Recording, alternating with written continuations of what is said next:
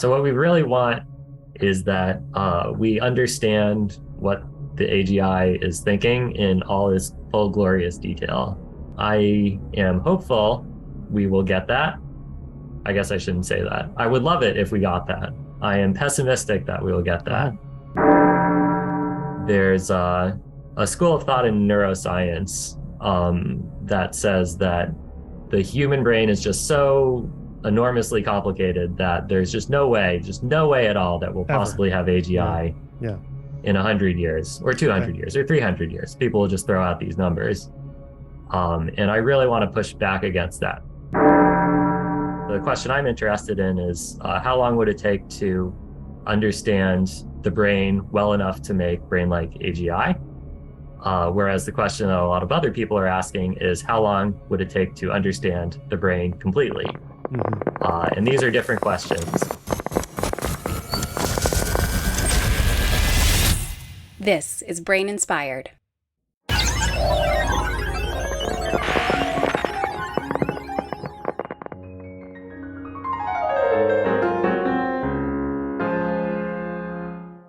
Hey everyone, it's Paul. Are you worried about humans building AGI, artificial general intelligence, and that if we do, any number of things could go horribly wrong? If so, Steve Byrnes shares your worry. Steve is a physicist turned AGI safety expert, I guess I would say. And like a handful of others concerned about how AGI might affect our world, he thinks we should be thinking now about steps to take to ensure that our future AGI-laden world is a safe one, however far away we are from actually building AGI. In Steve's series of blog posts called An Introduction to Brain-Like-AGI Safety, he lays out that concern and argues one way to ensure a safe future is to understand how our brains work, including the algorithms that underlie our motivations and ethics, to be able to program AGIs the right way to ensure that we don't build AGI sociopaths, for example.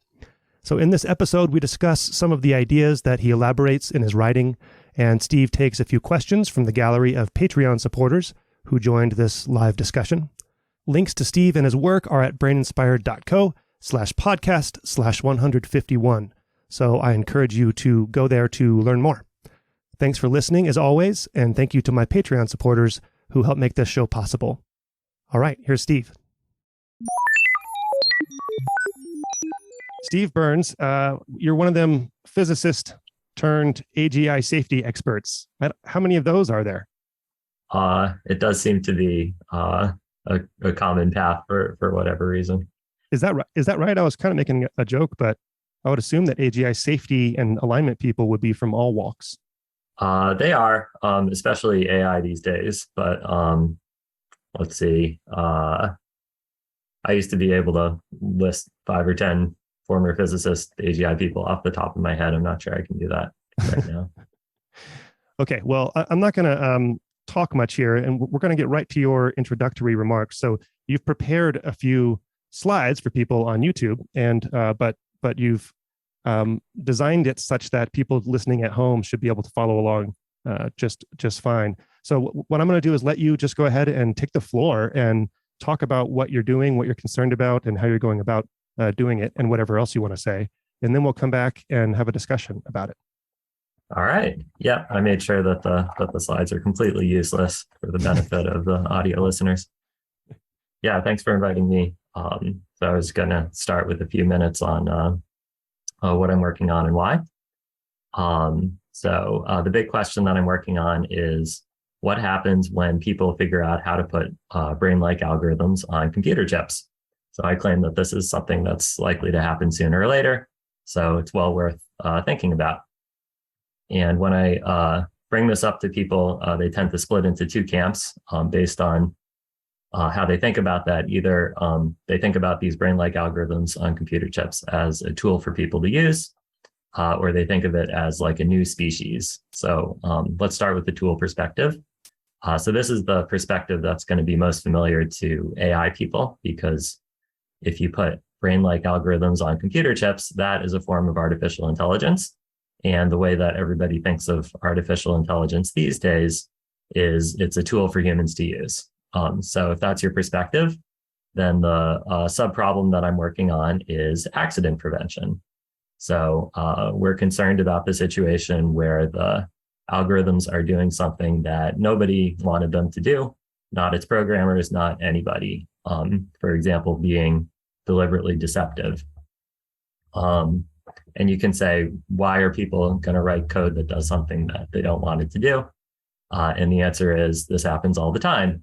When it's a small problem, we call it a bug. When it's a big problem, we call it a fundamentally flawed software design, but it's certainly a thing. So the technical problem to solve here is if people figure out how to run brain-like algorithms on computer chips, and they want those algorithms to be trying to do X, where X is solar cell research or being honest or whatever the programmers have in mind, then what source code should they write? What training environments should they use? And so on.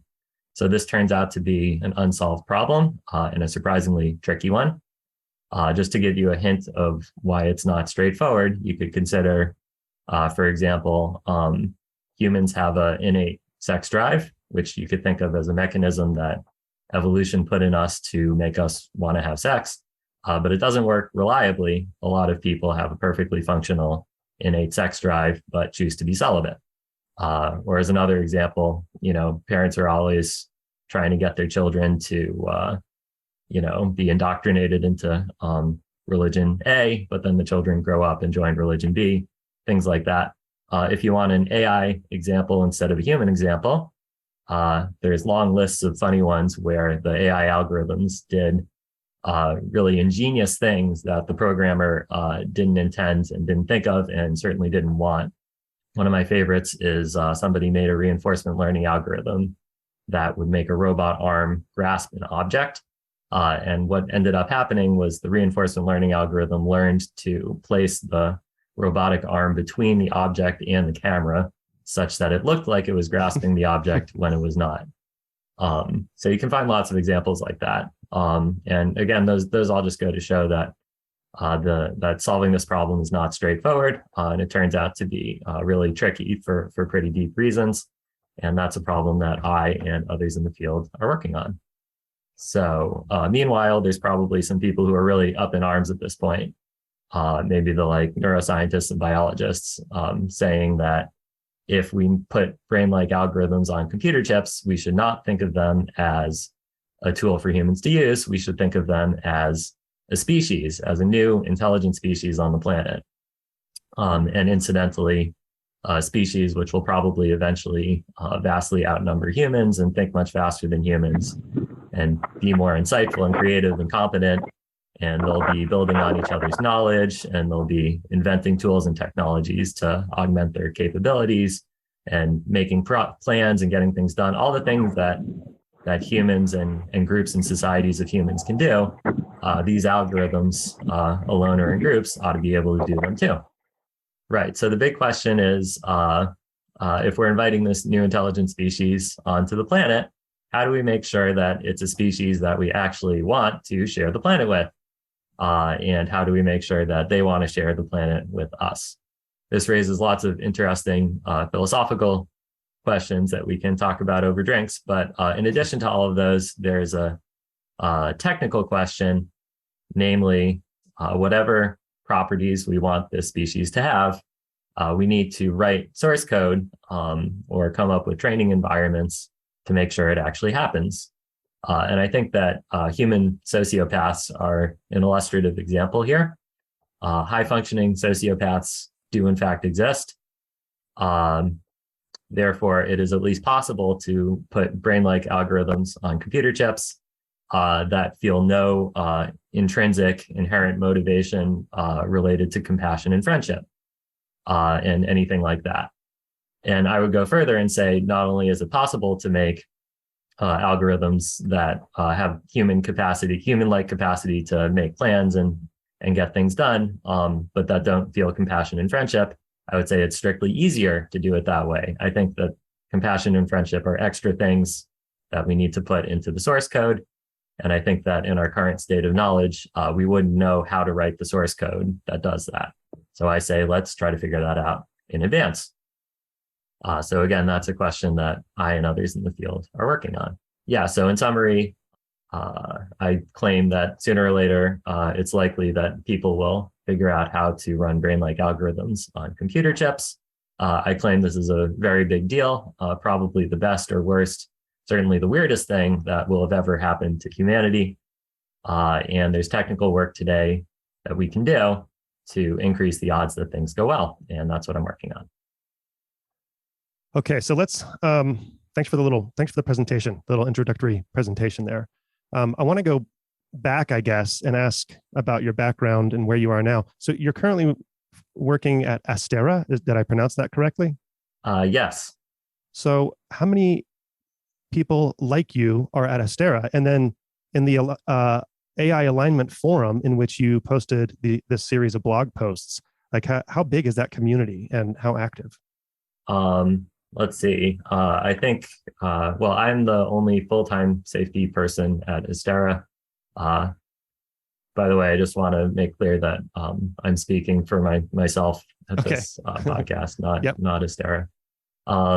In the broader community, there are various estimates, typically like on the order of 100 people, maybe 200 people who are working full-time on sort of artificial general intelligence, safety and alignment type problems in the world, which I think is not enough. But yeah, and of them, I'm certainly on the very neuroscience-y side. Yeah, I was going to ask you how many people, because the series of blog posts is about brain-like AI, right? And so I'm sort of wondering where you fit within that community. If you're on the outside in that you're interested in applying brain knowledge and concepts to, first of all, as a way to build artificial general intelligence, and we'll come to whatever the hell that means in a moment.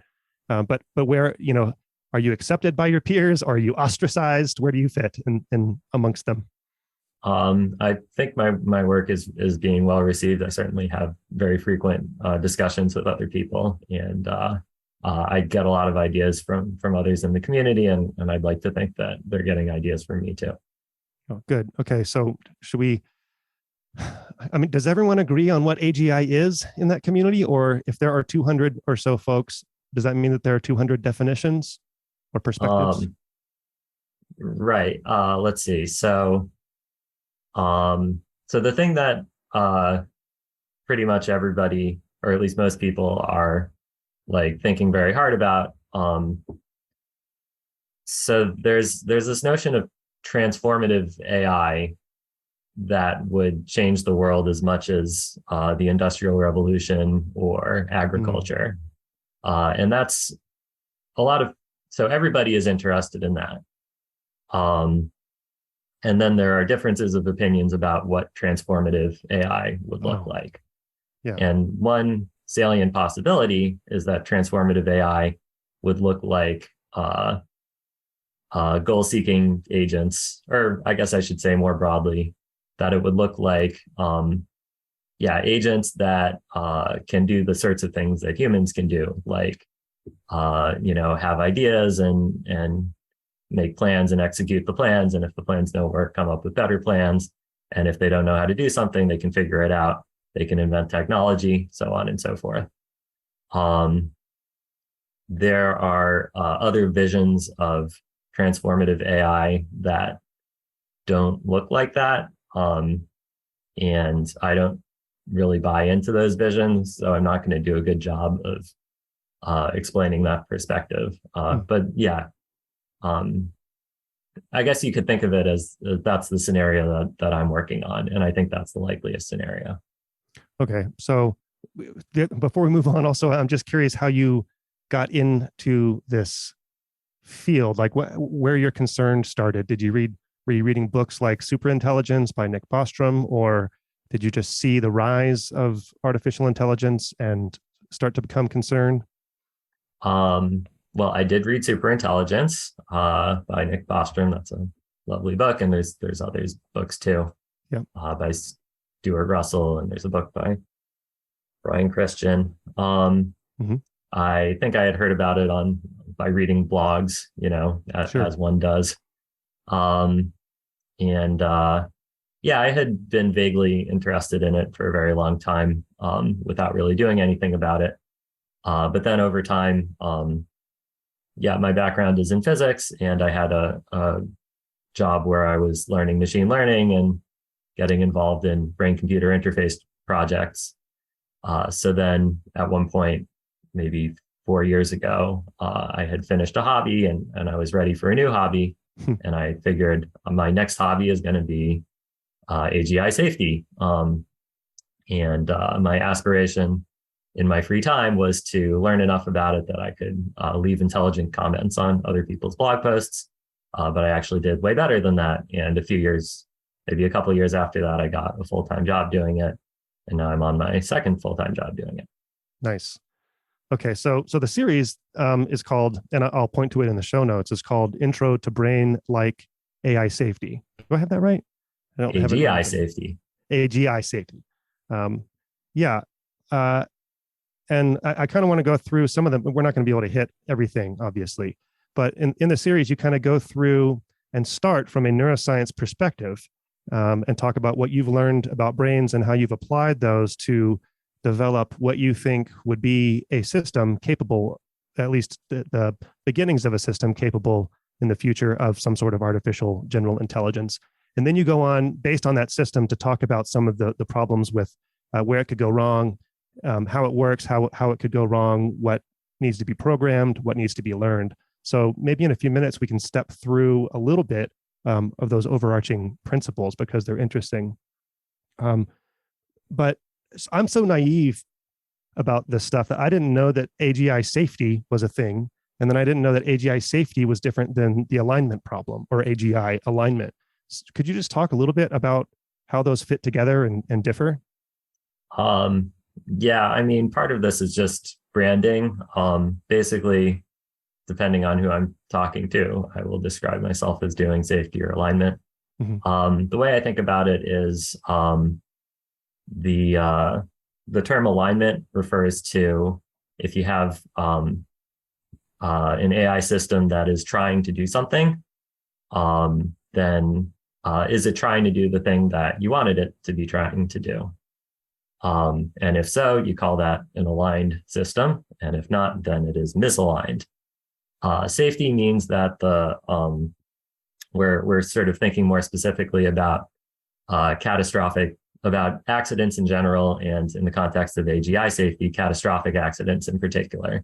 So you think of the AIs, escaping human control and self-replicating around the internet and things like that, permanently disempowering humanity, all that kind of stuff. And we can talk about why that's less fanciful than it sounds. But anyway, safety and alignment are very closely related because if you want your AI to be, not causing harm, the best way is to make an AI that doesn't want to cause harm, and vice versa. So the way to get safety by and large is through alignment. There's people talk about other possibilities like our AI is going to be safe because we don't connect it to the internet. Our AI is going to be safe because we didn't give it access to the nuclear codes. In the blog series, you mentioned an actual website that describes building the perfect box to prevent the AI from doing it, I guess, to make the AI as safe as possible. And there are even design plans for this, which is interesting. Yeah, this is an archive paper by Marcus Hutter and colleagues. They have an appendix with a box that includes a laser interlock and airtight seals and a Faraday cage and so on. I don't know why I find that. I don't know why that's amusing. So, I mean, I should be up front here and say, these are things that I'm glad that you worry about. But someone like me, like when I read Nick Bostrom's Superintelligence, and I know that there are plenty of other sources, one of the things that I noticed is that almost every sentence began with the word if. And then it's if this happens, and then if this happens, and then if this happens. And my reading, I struggled to get through the book because it was so chock full of these low probability events, which I don't know how you feel. You just mentioned that they might be less fanciful than I might consider them, right? But but the probability quickly goes to zero if the probability of each of those if statements is even, half or something like that. That was sort of my reading on it. So I have not been that concerned. The other reason why I don't have, maybe I'm not as concerned as I should be, is because, as we humans don't have a great track record in predicting the future. And I imagine that the future is not, so thinking about developing AGI in general, and then, the safety issues with it, I just have this feeling, it's not based on anything. I guess it's based on our human track record of being terrible at predicting future events and technologies and so on, that the future is going to look vastly different than we can predict right now. So maybe, I'm curious about, so my temperature of worry, of concern is very low. Where would you put your temperature of concern? Let's see. So there's a bunch of questions here. Sorry. Yeah. So the first thing is that there's sort of a lot of paths to reaching the conclusion that AGI is going to be very, very important in the future. Mm-hmm. For example, if you don't think that, or Nick Bostrom sends a disproportionate amount of his book talking about one, galaxy brain, super intelligent agent, and what would it do? But you could also say, well, what if there's a trillion somewhat human level AIs with a trillion robot bodies, controlling the world? And, that's a different scenario, but it's still a very big deal. And I claim not a low probability event, either that or something equally weird. Let's see. What else were we I talking think about? I was just ranting about my disdain for that book and just my doubts about how accurate we can be predicting what the future will look like. Yeah.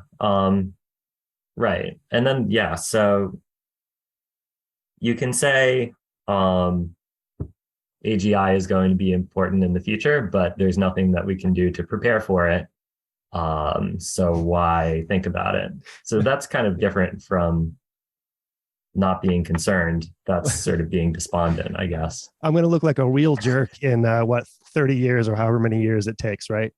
I don't know how many years, and neither does anybody else. We can talk about that more too.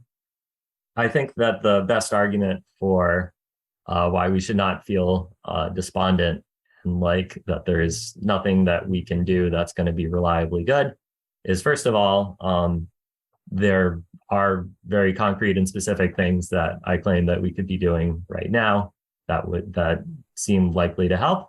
I list a bunch of them in the last blog post of the series, open questions that I'm very eager for more people to work on. Yeah, I want to come back to those, actually. Maybe we'll come back after we, okay. Yeah, like we can point to particular problems, like learning algorithms tend to make models that are large and inscrutable and have lots of unlabeled parameters, where lots means millions or billions or trillions. And we can't just look at the activations of those parameters and know what the model is doing and why and what it's thinking. That's a problem. It's obviously a problem already, and it seems like it's likely to be a bigger problem in the future. So we can start working on that problem and have, a reasonable theory that that's going to be helpful in the future. So this might be, we don't have to perseverate on, the likelihood and all that, because that could take us down a long road. But this might be just a good time to ask you a question that a listener sent in who couldn't be here because it's 3 a.m. in Australia and they're sleeping. But this is sort of about that. And I don't know if this is the right time to ask it, but I'm going to. So this is from Oliver, who says and asks, the core assumption behind AGI safety concerns is the, quote, orthogonality thesis, which states, he says, that any goal is compatible with any level of intelligence. Thus, the super intelligent paperclip maximizer, that famous example of the super intelligence that you say, your goal is to manufacture paper clips and destroys the world, extracting resources in order to do so, and destroys us all eventually. Okay, but then Oliver continues, but I find it very difficult to imagine a being that is smart enough to learn everything it needs to about physics, psychology, etc., to manipulate and destroy us, yet is not convinced by our best ethical theories that imply that they ought not to do so. So in other words, for this kind of scenario to make sense, do you need to assume that our ethical theories are merely parochial prejudices, lacking any objective truth value? Thanks, from Oliver. Did you get all that? Yeah. Sometimes the way that I think about this is in the context of reinforcement learning. So if you take AlphaGo and you give it a reward function of trying to win at Go, then it becomes extraordinarily good at winning at Go. If you give it a reward function of trying to lose at Go, then it becomes extraordinarily good at losing at Go. I think that the human brain likewise has model-based reinforcement learning algorithms right at its core. And I think that the sort of analog of the reward function is what I call innate drives. So there's nothing in the world that says that, eating food when you're hungry is good. It's a thing in your brain. There's nothing in the world that says, or, for any innate drive, it's a thing in your brain and it makes you think that it's great. And, oversimplifying a bit. I think that Oliver should spend some time, as I have, employed by high-functioning sociopaths. Not my current boss, but I'm sorry to hear about that, by the way. You talk about that in the blog posts as well. Yeah, I mean, just try to imagine talking a high-functioning sociopath into caring about other people. And if that sounds easy to you, then I suggest that you should actually try. I think that people have a lot of intuitions that are related to things like, justice being good and compassion being good and friendship being good and torture being bad. And I think all of those intuitions are sort of rooted in our human innate drives. And when we make future AGIs, we get to put whatever innate drives into them that we want. So it could have an innate drive to maximize stock prices.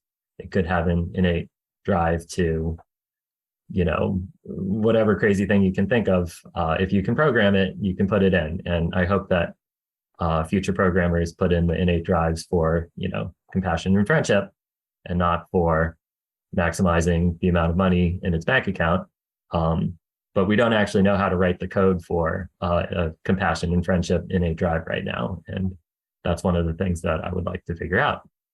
I don't even know what compassion really is. Some of these concepts are also currently ill-defined or not clearly defined.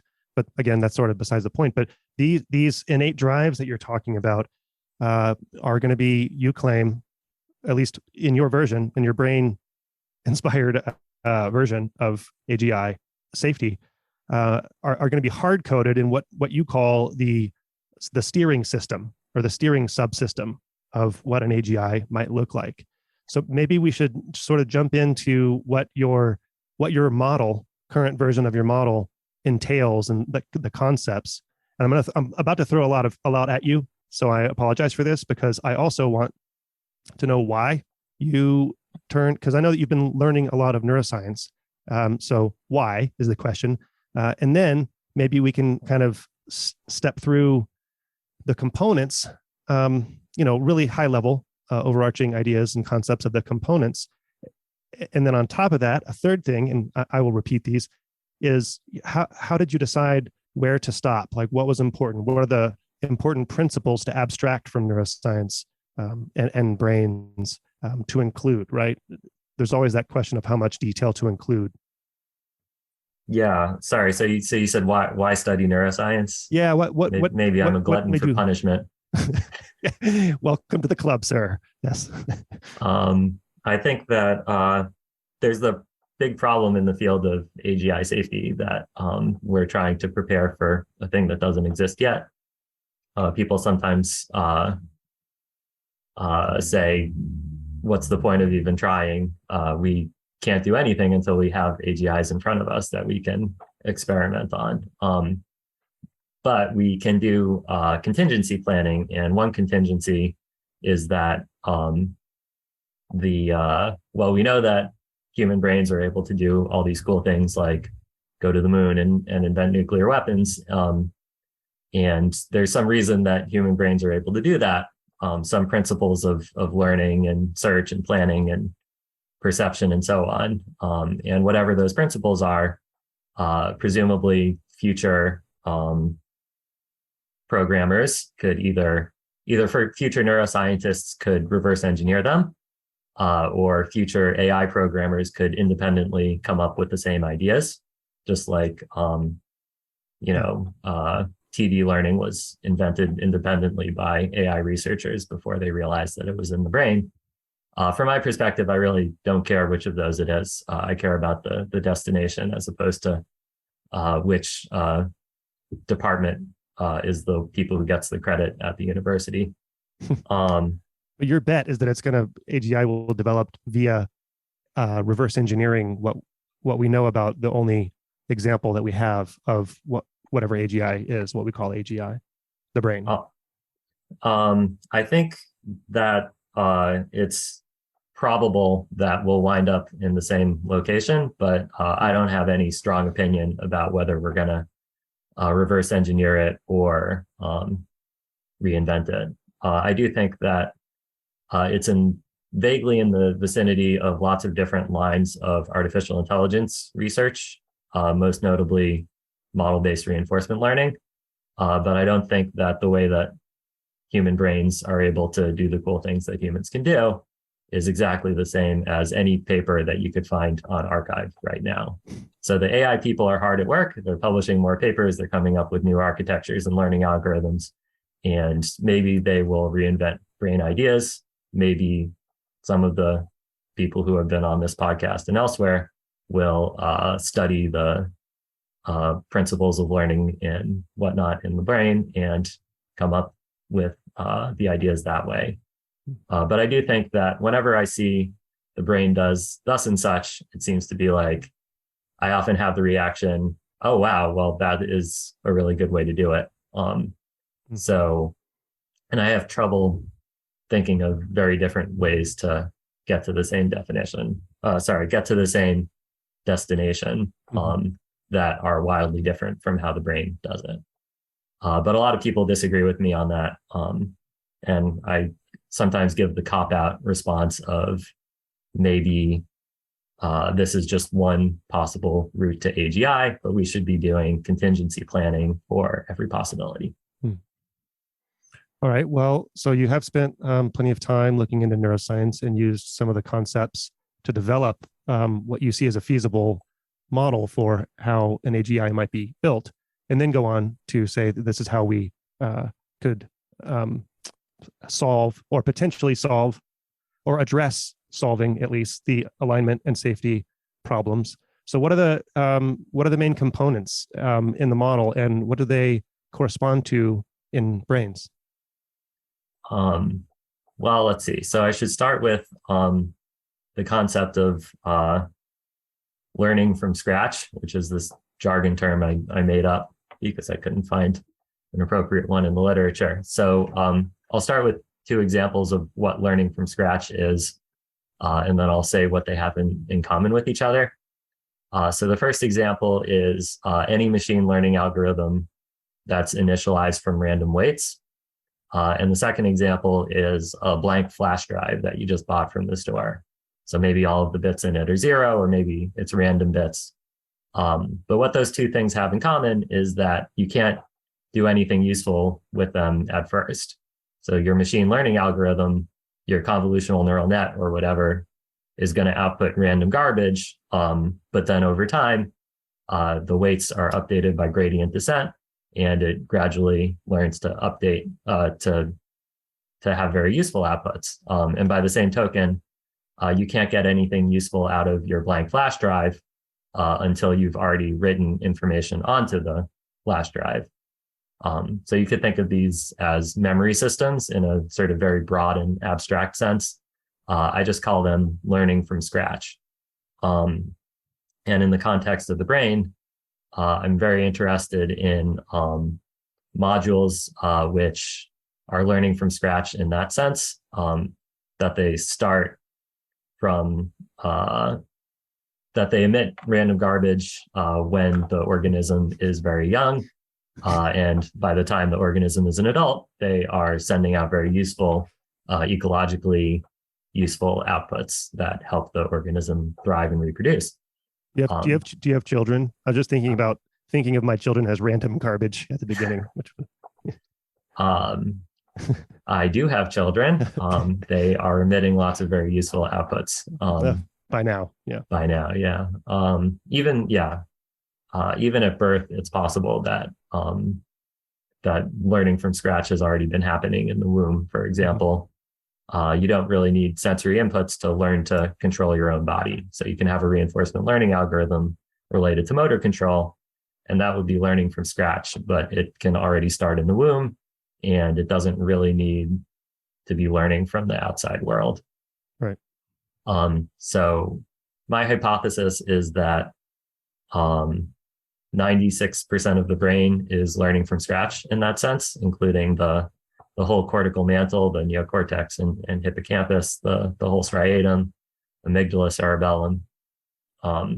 That's by volume, right? 96% by volume. Yeah. Yeah. Probably similar by mass or neuron count.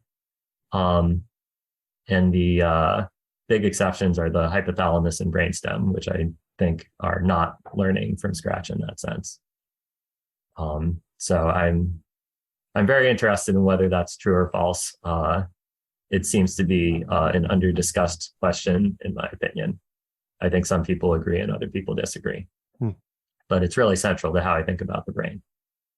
So that learning from scratch system that learning from scratch algorithm, I suppose, is contained, lots and lots of different objective functions within what you call the learning subsystem, which consists of, in the brain, consists of the cortex, cerebellum, thalamus, basal ganglia, and so on.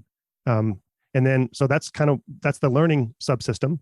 And then you have what you think is understudied in neuroscience, and you put a call out for more neuroscientists to study the what you call the steering subsystem. So maybe you can describe that as well. Yeah, so that would be the rest of the brain, especially the hypothalamus and brainstem, and a few other odds and ends.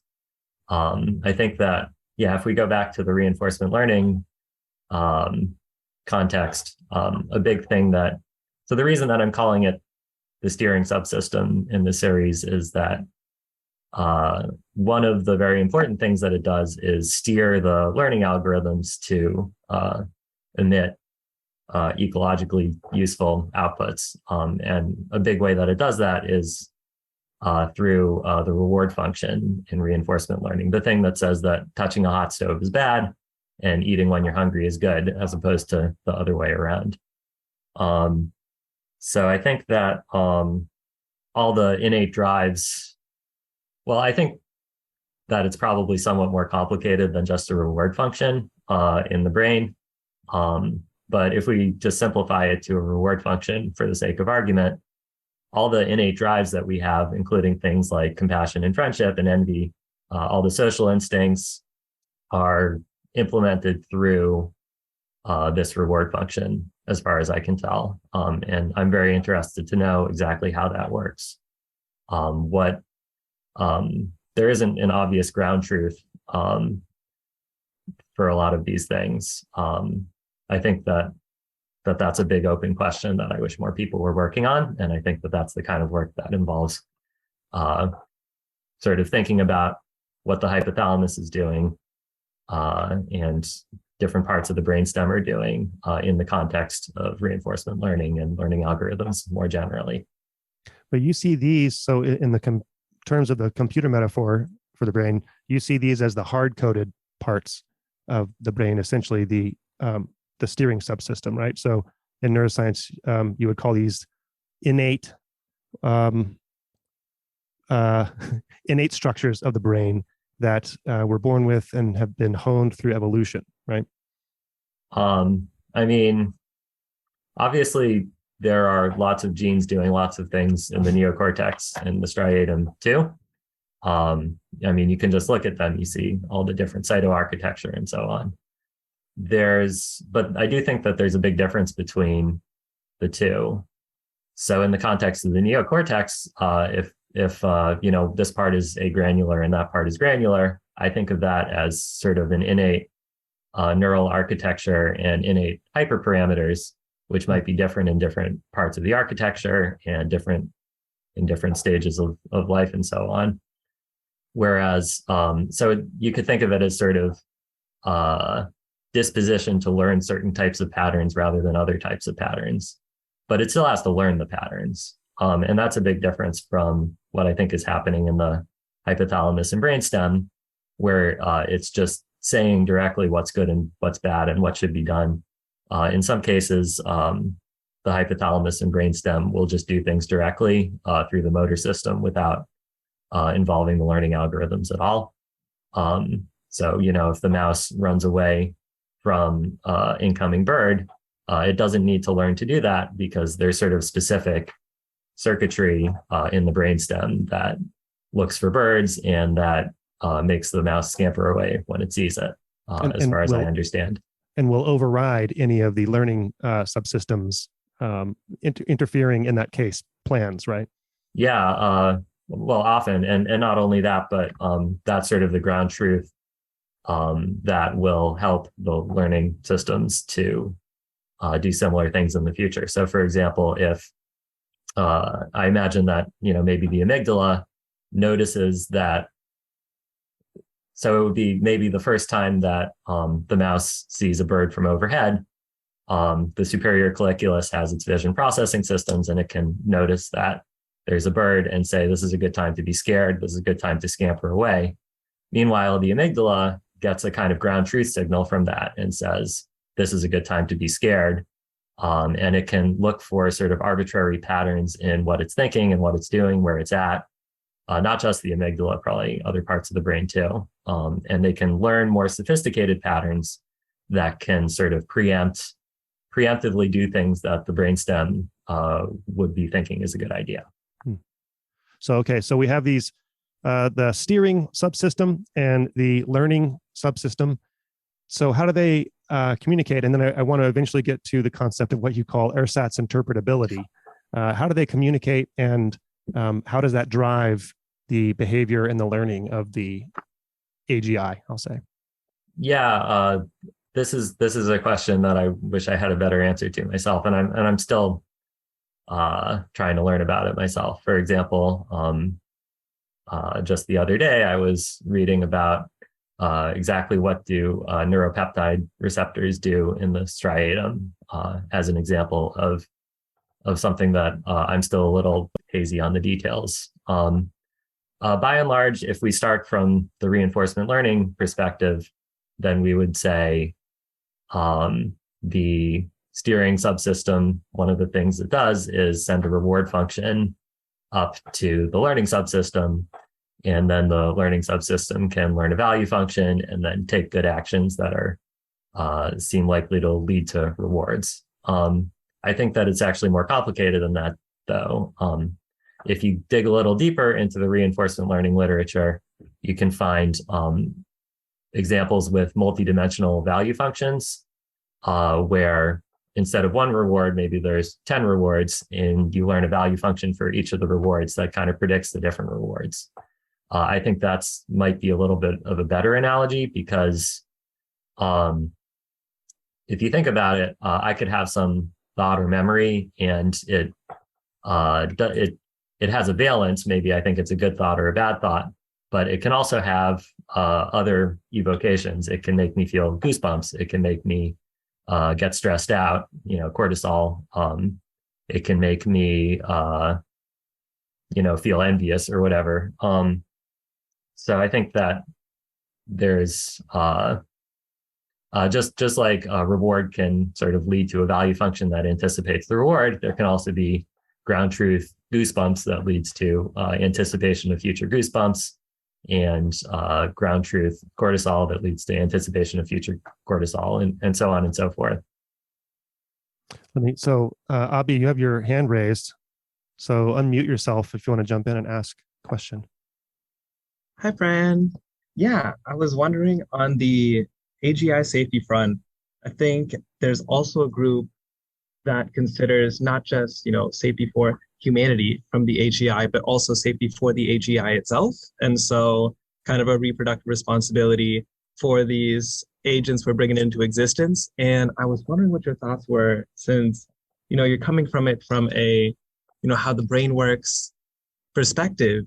And, there's might be a perspective where that could increase the chance that there's artificial phenomenology happening here. And, the structures in the AI are mirroring the structures in our brain in ways that we can recognize as, pain, suffering, and the sort. What are your thoughts on, as someone who's looked into it, on this approach to AGI through emulating brain systems versus others? Thanks for the question. That's a great question. What do we owe these future AGI algorithms? Are they going to be conscious or not in a sort of phenomenological and morally relevant sense? Is a question on which I don't claim to be an expert. I think that I have high confidence that it is at least possible to make that future AGI systems will be conscious in a morally relevant sense. I would go further and say that it's likely, but I don't have great confidence on that. Then sort of a separate question is, what do we do with that information? The immediate place that most people's minds jump to is they get worried that humans will mistreat the AGIs.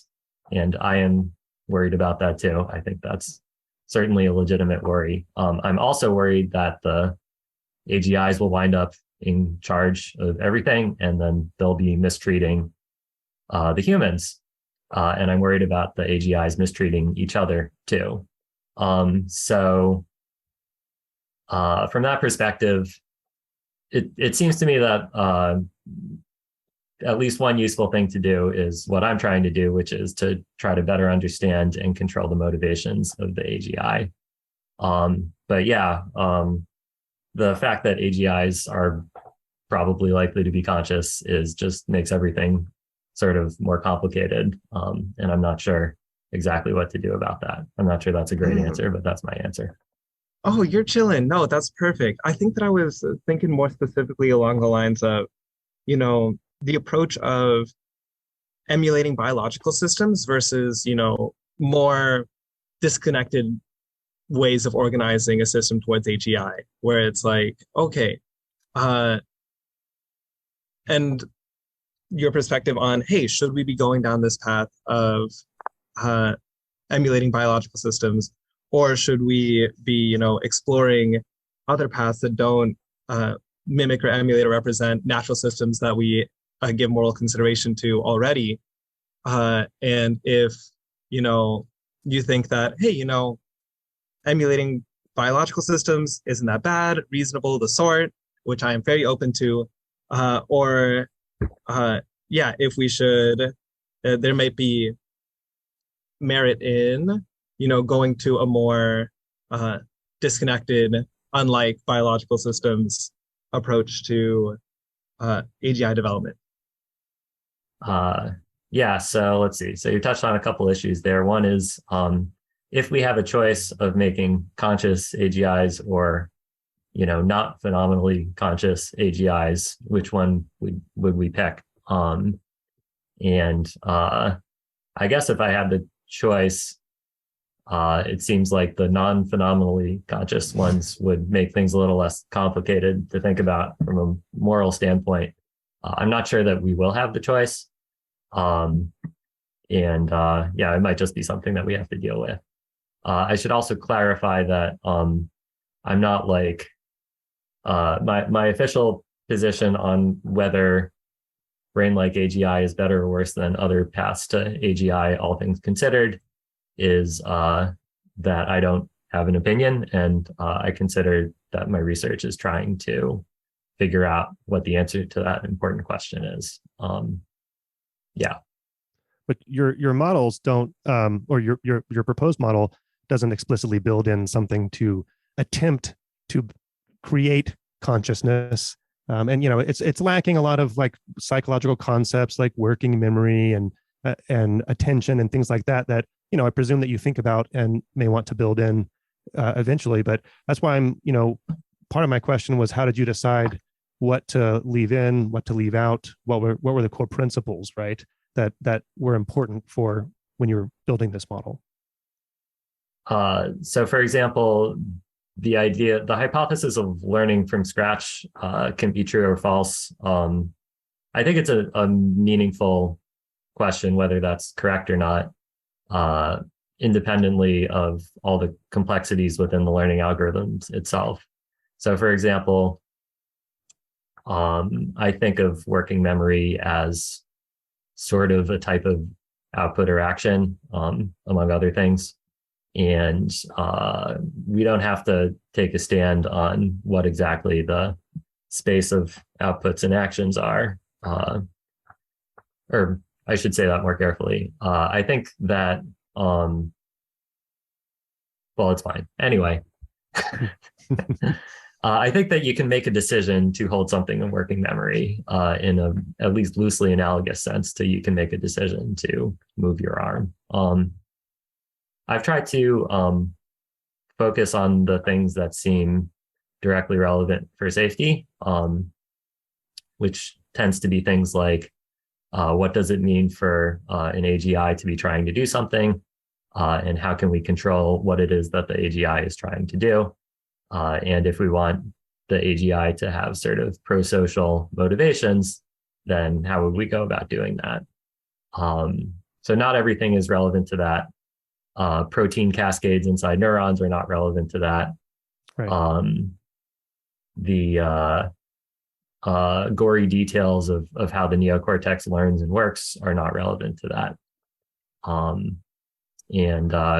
So I tend to be sort of having questions in my mind, and then I try to answer those questions, and sometimes I get the right answer, and sometimes I remain confused, and sometimes I think I have the right answer, and then it turns out that I don't, and then I have to go back and edit my old blog posts.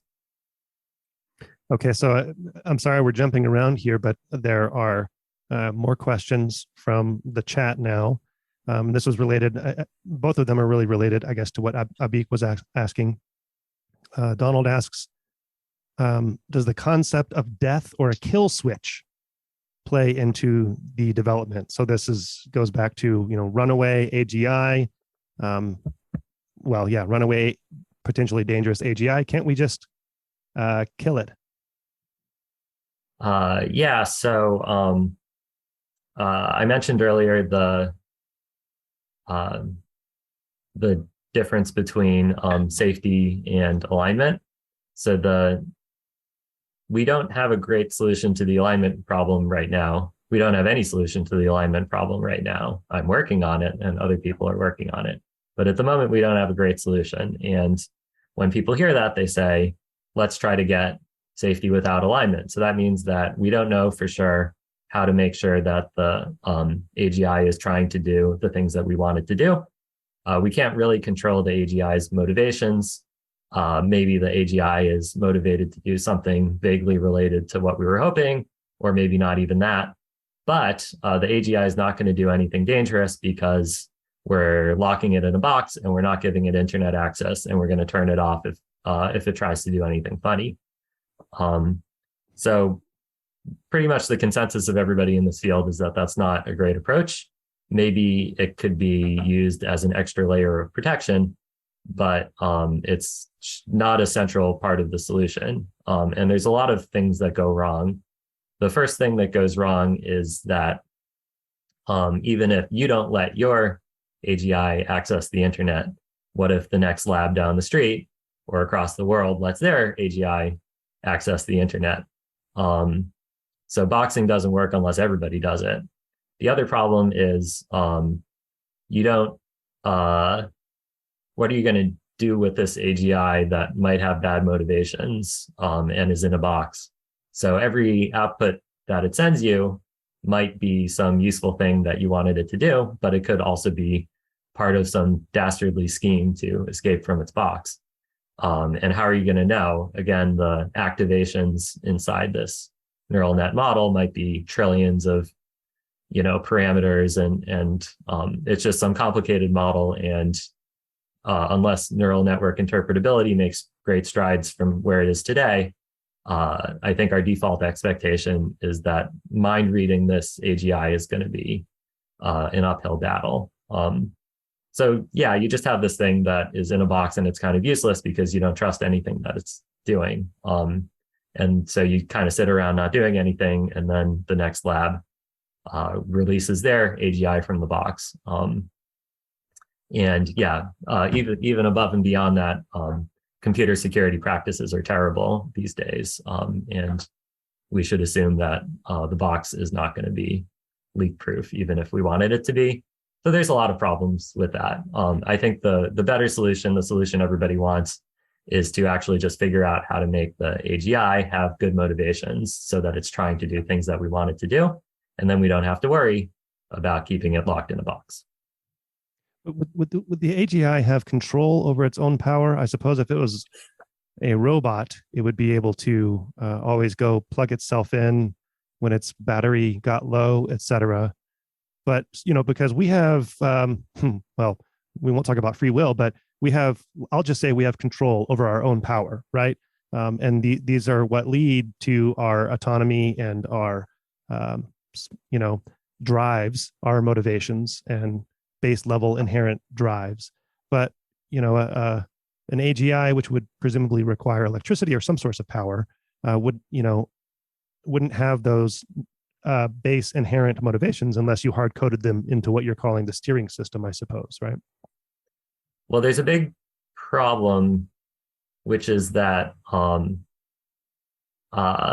you might be wondering why I keep talking about the AGI trying to escape the box. Why is the AGI trying to escape the box if we don't want it to escape the box? The problem is, presumably, we want the AGI to be doing something, designing better solar cells, curing cancer, whatever it is. And the problem is, almost no matter what an agent is trying to do, it can do it better with more resources, and it can do it better if it isn't getting shut down. So let's say we make this AGI that just really wants there to be better solar cells.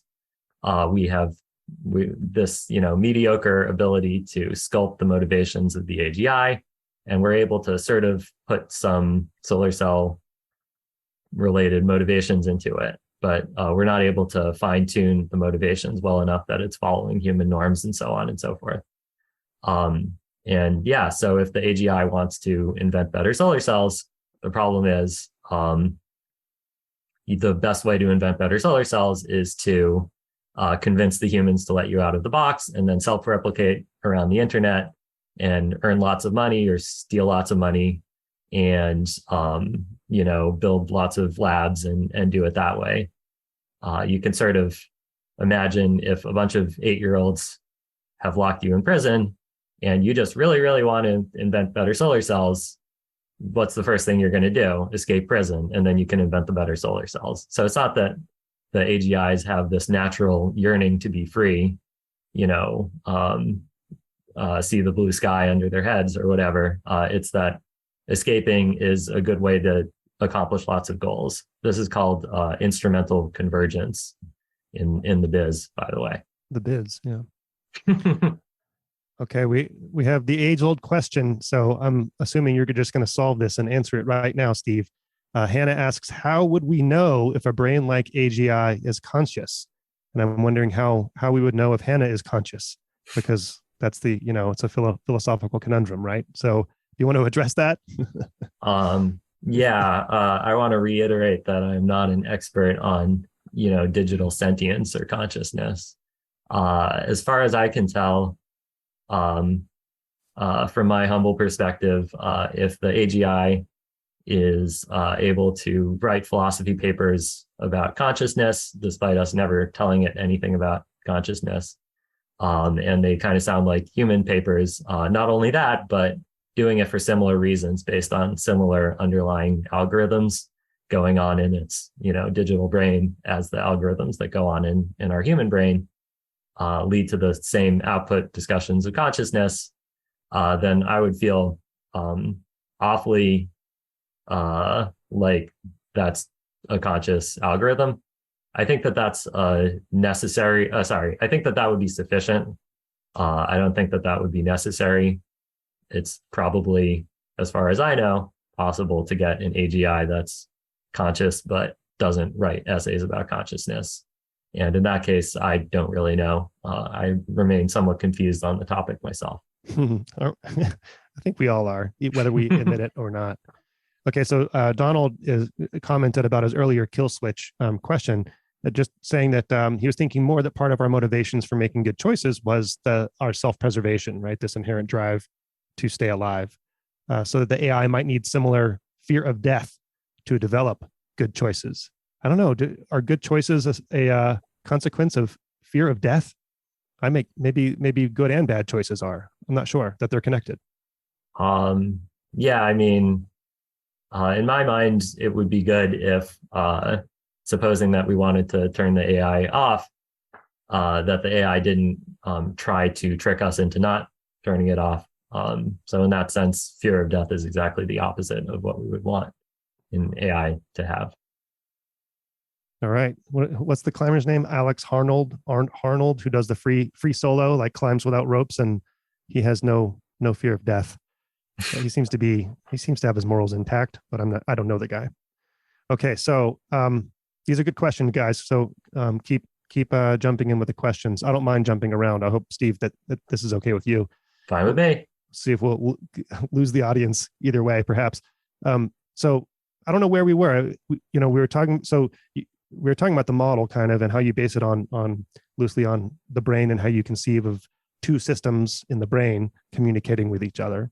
And I don't know if maybe Chris is saying that Alex Harnold's amygdala is smaller than average.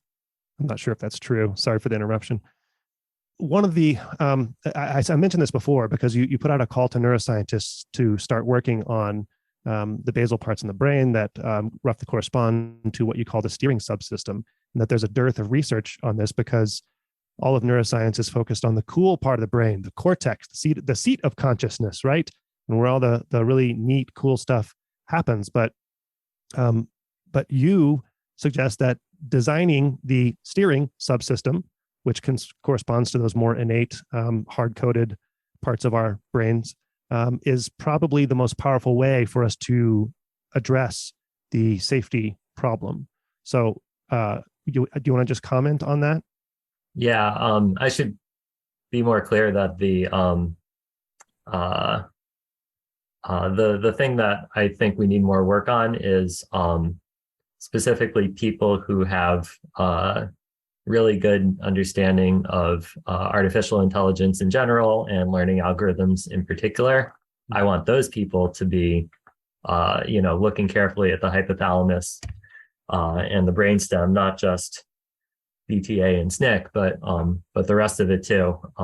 Sort of answering the question of not just how does the reinforcement learning reward prediction error cause the learned models to update, but also what is the reward in the first place? The thing that says that touching the hot stove is bad and eating is good.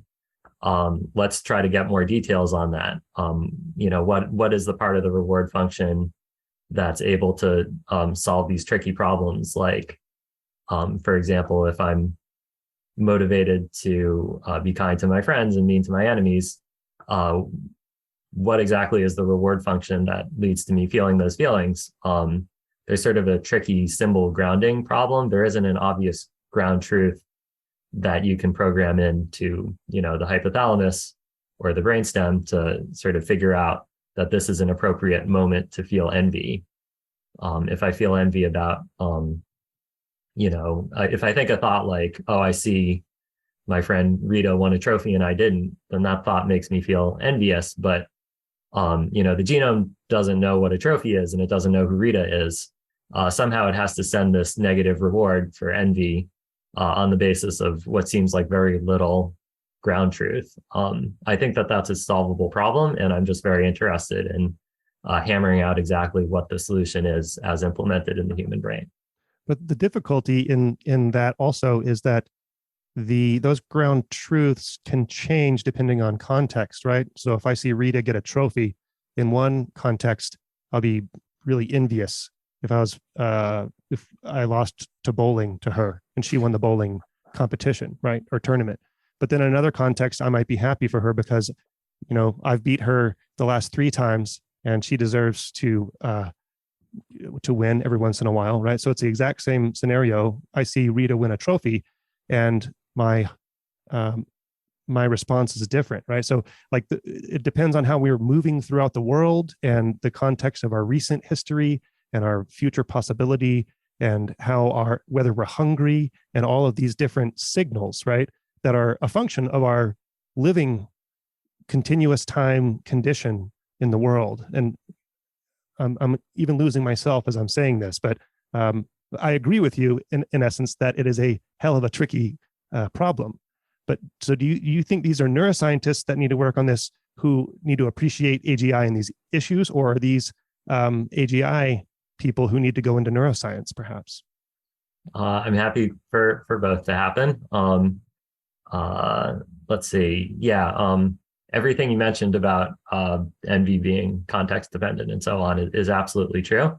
I should mention that, envy, as we think of it as an adult human, is this complicated mix of our innate drives plus a lifetime of experience and culture. So it's not necessarily, so the things that are innate drives aren't going to necessarily have one-to-one correspondence with, English language words for emotions. It might be different kind of ontology.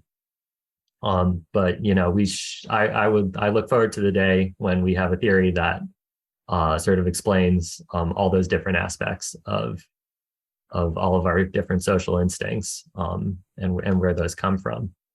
I would love for neuroscientists to be engaged in that project, especially if I can, the people who are sort of working on the gory details of the neocortex and so on.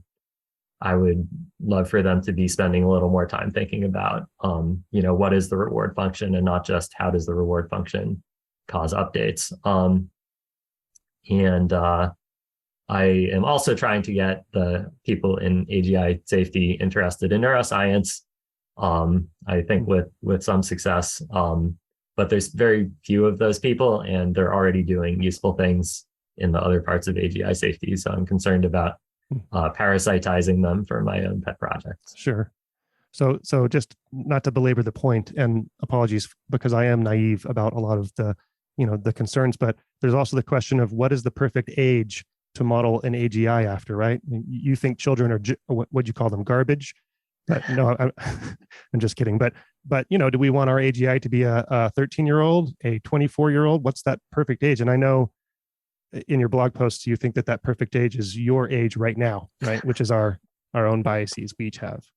But my point is that those reward functions, change through development also, which is just another dimension of that context specificity. Yeah. I hope that we can make AGIs that don't experience teenage angst.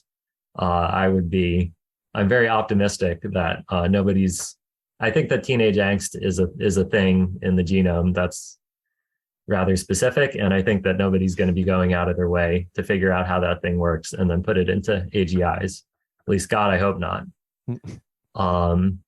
I think of within lifetime learning in humans as, a learning algorithm, and the longer it runs, the more capable the algorithm winds up. I don't know. So the reason I brought that up in my blog post was I wanted to address the question of timelines. For example, if it turns out that we need to run an AGI algorithm for 35 years to make it as, generally intelligent as a 35-year-old human, then that means that we're not going to have AGI at least for 35 years, plus however long it takes us to press go on that training. I think that it's unlikely, very unlikely, to actually take that long for quite a variety of reasons. I think that the brain speed is very different from AGI speed. We can get into all the differences. So we're gonna take a step back, and we were talking about consciousness a few moments ago, and so Hannah is talking now about pain, right? So if we're building Brain-Like-AGI, Hannah's concerned that we're going to begin by building subhuman brain-like AGIs with subhuman intelligence who cannot tell us when they're in pain. So presumably, if things like consciousness and pain come along for the ride and building these things, again, this is concern directed toward the AIs themselves, I suppose. Yeah, I'm not sure I have much to add to that. That seems true. I tend to spend most of my time thinking about the sort of later stages when we have AGIs that where there's trillions of AGIs possibly controlling the world who are using language and so on and so forth, and maybe humans wouldn't be in a position to cause them pain even if they wanted to.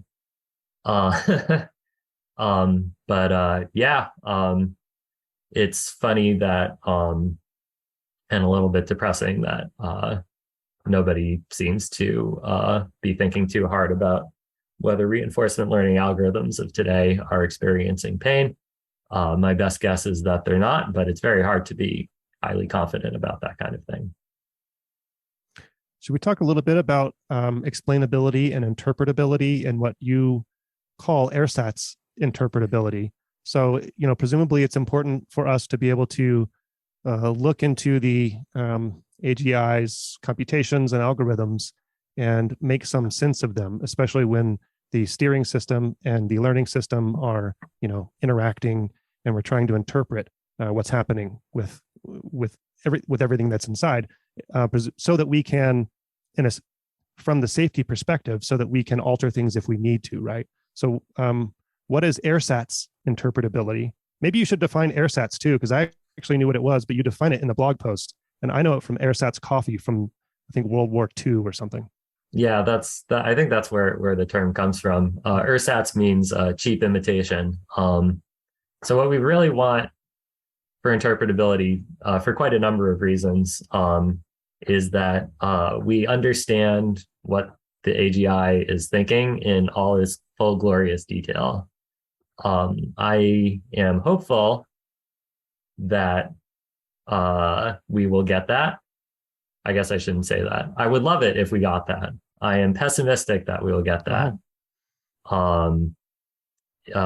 If we could get that, it would solve all kinds of problems. You wouldn't have to worry about the AGI deceiving you, because you could just check what it's thinking and why it's emitting the words that it's emitting. Is it emitting them for a good reason or for a bad reason? If you had full glorious interpretability and you wanted an AGI that is motivated to be honest, then you could catch it lying a few times with perfect reliability and give it negative rewards and hope that it generalizes from that. If we're just going off of AGI behavior, then there's no way to send a reward signal that is clearly for the AGI lying as opposed to the AGI getting caught lying. We want the AGI to be motivated not to lie, but it's not so good if the AGI is merely motivated to not get caught lying. My little term ersatz interpretability is to say that if we don't have full glorious interpretability of this, billions or trillions of parameter model,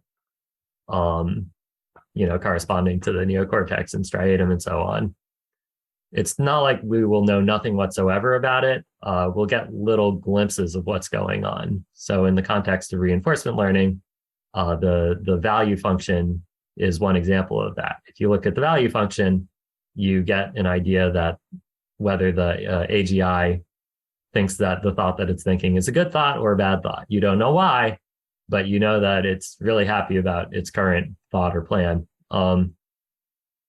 And we can do a little better than that, in sort of the same way that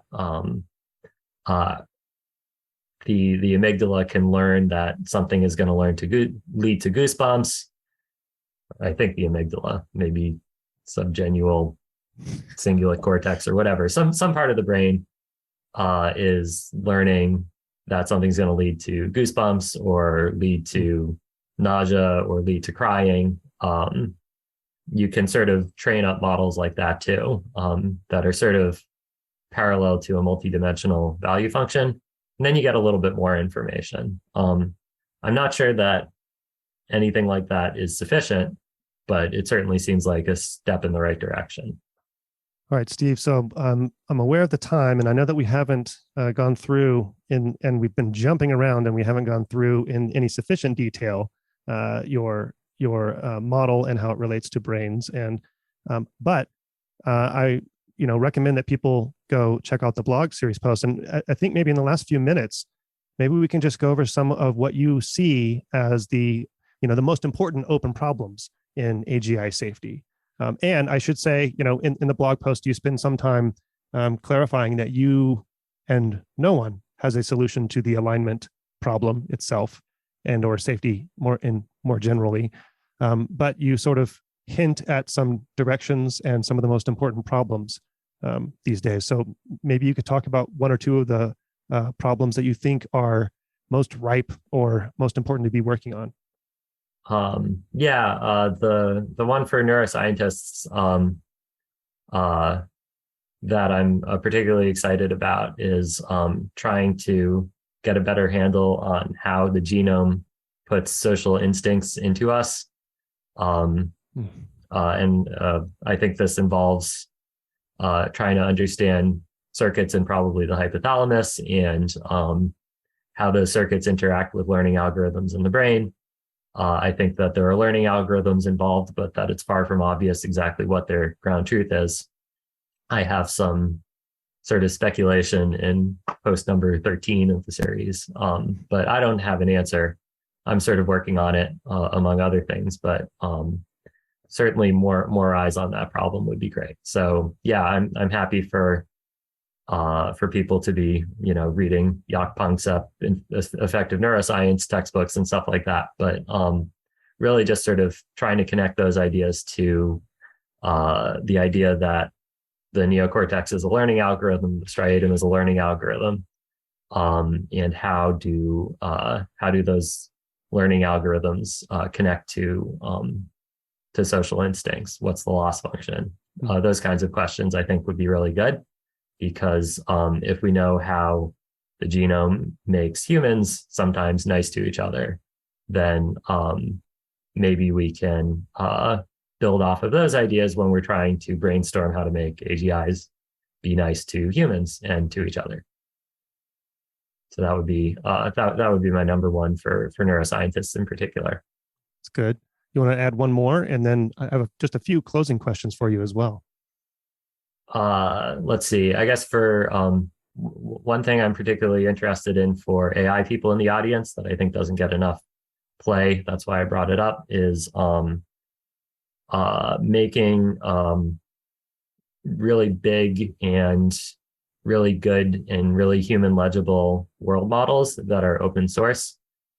So for example, CYC is an example of one that was made laboriously over the course of many decades. Maybe there's Doug. Is this Doug Lennett? Yeah. Okay. Yeah, that one. So that's this. So that one's not open source, regrettably. Maybe there are ways to use machine learning to make open source ones, but the important thing is that they be human legible. And the reason that we care, well, there's a number of reasons for that, but maybe the simplest one is that if we have this big opaque world model that was learned from scratch by fitting sensory data and so on, and we're having trouble making heads or tails of it, it would be helpful if we can try to sort of match up latent variables in this big opaque world model with concepts in a human legible world model.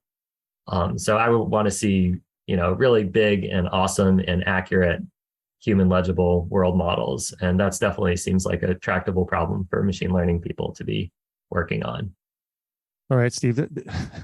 There are just so many issues that are beyond the scope of our current knowledge or our immediate future knowledge, at least that we can tell. This, you talked about having had you're working on a hobby, and it was time for you to get a new hobby. Have you found your calling? Do you consider this a hobby, and how long do you think this hobby will last? Because it seems like it could last forever, at least, or until AGI happens. I have not started a new hobby. I've spent, I'm going all out on AGI safety. I think it's really important, and I expect to stop working on it when we get to our post AGI utopia or certain doom, either way. So is there anything that would convince you that AGI safety is not an issue, or that AGI is not going to be a thing? Do you see it as inevitable? Or go ahead, and then we'll close with, now you have to do the prerequisite, the required estimate of when AGI will happen. Ooh, fun. Let's see. I mean, I can imagine there are certainly empirical facts that are very relevant to my assessment that AGI safety is important. For example, I have a strong belief that it is feasible to run AGI on, an affordable number of computer chips. Let's say, millions or billions of dollars, but not quadrillions of dollars worth of computer chips. My best guess is low millions, based on estimates of how much computation, how many operations per second does the human brain do? How many operations over the course of a human lifetime? It seems very likely to me that once we know more information about how the human brain works, there's not really going to be anything stopping people from putting those algorithms on computer chips in terms of like cost or feasibility. I think it's that we're currently limited by the algorithms. If somehow I were convinced that it's just fundamentally impossible to put these algorithms on, enough silicon that, fits in the world supply of sand, then I would no longer be interested in AGI safety. What if I could convince you that brain processing was not algorithmic fundamentally? So I'm a physicist. I think that the universe, I believe in a clockwork universe that follows legible laws and that are in principle simulated in physics. So there's a question of, computational tractability or intractability, but I don't think it's fundamentally impossible to simulate a brain on a computer chip. Okay. So what's the number? How many years from now? So I don't know, and neither does anybody else. There's a school of thought in neuroscience that says that the human brain is just so enormously complicated that there's just no way at all that we'll possibly have AGI in 100 years or 200 years or 300 years. People will just throw out these numbers. And I really want to push back against that because I think it's delusionally overconfident. I think that technological forecasting is much harder than that. There are a lot of examples in history where, there was one of the Wright brothers said that they were 50 years away from flight, and then they did it 2 years later. Mm-hmm. I think there was a New York Times op-ed that said that they were 1,000,000 years away from flight. There's examples in the opposite direction too. Technological forecasting is hard. We're not going to have conclusive evidence one way or the other. But we still need to make decisions under uncertainty. We weigh the pros and cons of under preparing versus over preparing. And I find there's this funny thing where I say, I don't have definitive proof that we're going to have AGI in the next 25 years. And what people hear is there is absolutely no way that we're going to have AGI in the next 25 years. as if the worst possible thing imaginable is preparing for something that doesn't happen. And yeah, that's just not how you make good decisions under uncertainty. Sometimes I like to bring up the analogy that the aliens are coming and the invasion might happen in 1 year or it might happen in 50 years. We don't really know. Depends on the jet stream or whatever. But we're not prepared for them, and we don't know how long it'll take to prepare for them, and we don't know how much notice we'll get. So it's really obvious to everybody in that scenario that we should start preparing straight away and not, twiddle our thumbs and do nothing. And I think that's the right idea here too.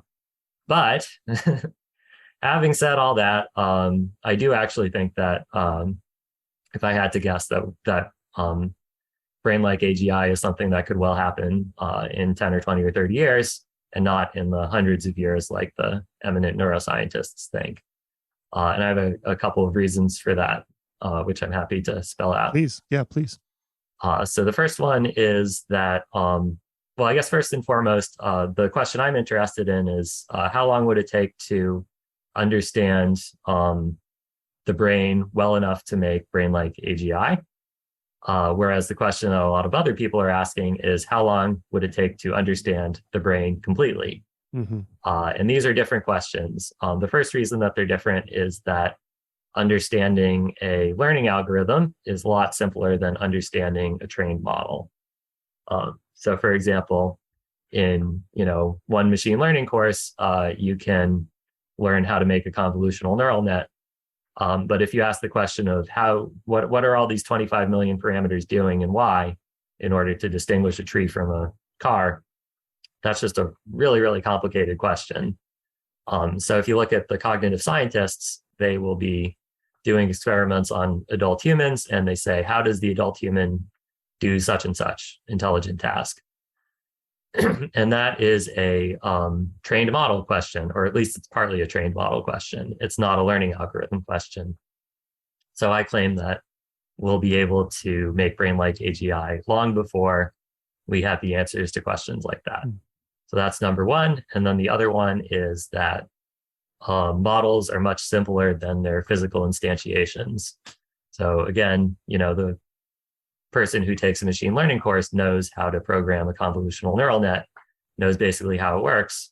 But if you ask that person, how is it physically instantiated with everything from, semiconductor fabrication and quantum tunneling and transistors and CUDA compilers and all that stuff, that's just like decades of work to understand all of that. So by the same token, people studying the brain, you zoom in on any cell and you just find this fractal-like unfolding of crazy complexity. And I think that people are going to know how to build Brain-Like-AGI long before they unravel all of that complexity.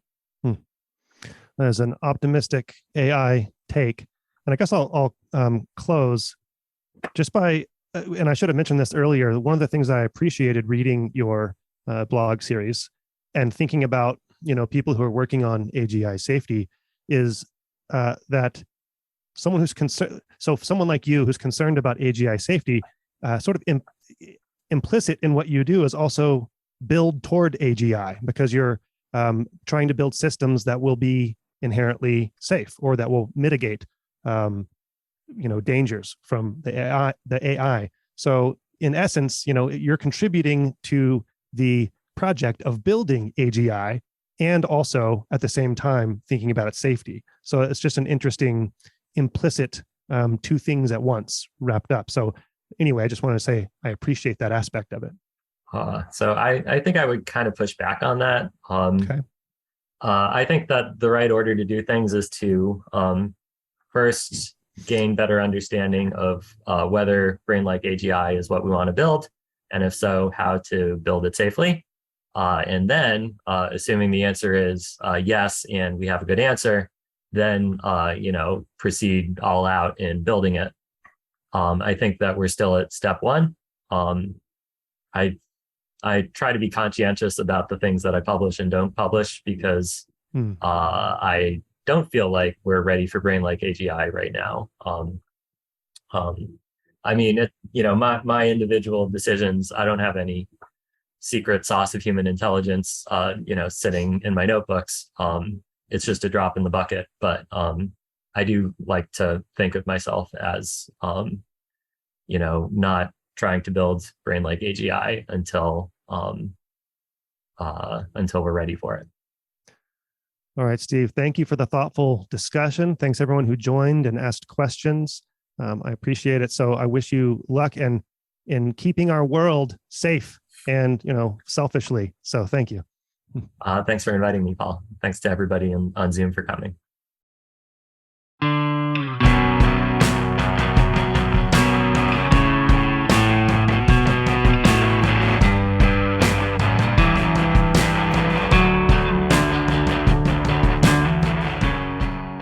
I alone produce Brain Inspired. If you value this podcast, consider supporting it through Patreon to access full versions of all the episodes and to join our Discord community. Or if you want to learn more about the intersection of neuroscience and AI, consider signing up for my online course, Neuro AI, The Quest to Explain Intelligence. Go to braininspired.co to learn more. To get in touch with me, email paul@braininspired.co. You're hearing music by The New Year. Find them at thenewyear.net. Thank you for your support. See you next time.